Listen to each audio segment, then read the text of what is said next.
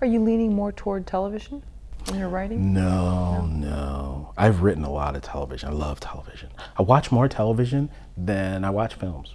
Do you? Okay. I do. I really do. I love television. I love Doctor Who. Oh, so good. But no, I focus in film. I focus on features. I think that's where my best work lives, is in features. And it's also the best way I think I can express myself creatively.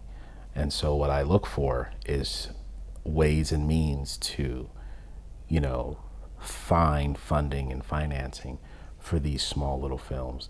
And I've been fortunate enough that I've been able to do them for incredibly small budgets, because I don't really have a lot of characters in my films, because they're just stories. They're just really simple stories about people and their relationships.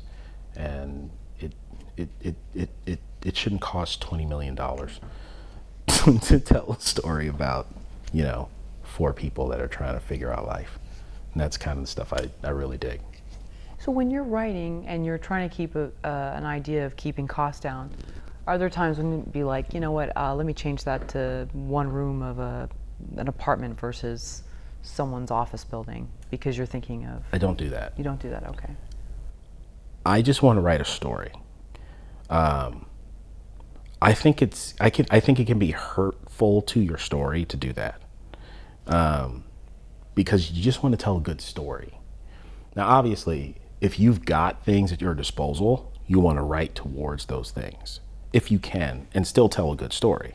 But I think story still has to be key, because if you've got an old abandoned warehouse that you can shoot in for nothing, that's awesome.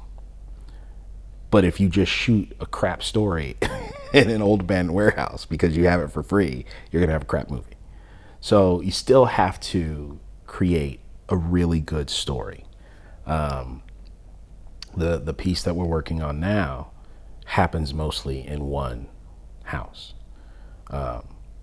but it's a thriller, and it's a psychological thriller, and there's all kinds of things that are happening, and characters are turning and changing, and you don't know who did what to who and where and why.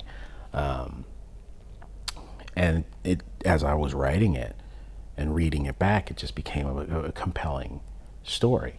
And when you're doing that, a lot of times it ends up reading like a play, because you're not moving around to so many different locations.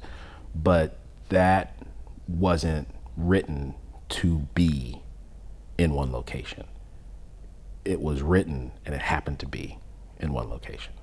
I would rather write a story first and then, compact for budget or whatever later, if that makes sense.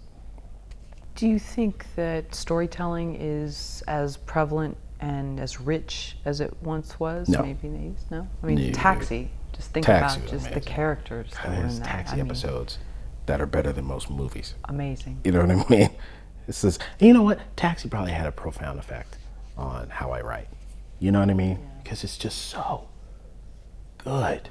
God. And everyone's so flawed in their own way, but Right? they're still likable. And you don't need, but see, that's what I'm saying. Those stories, those people, they're just people in a cab garage. And you don't really need to go to a whole lot of places because the characters were so strong, Listen, there are stories out there that are fantastic. And there are people out there that are making wonderful films, both big and small. But I think that we have become a very sort of franchise motivated industry, because, a lot of money is being spent on a lot of films, and that money's got to come from somewhere, and it's got to get made back.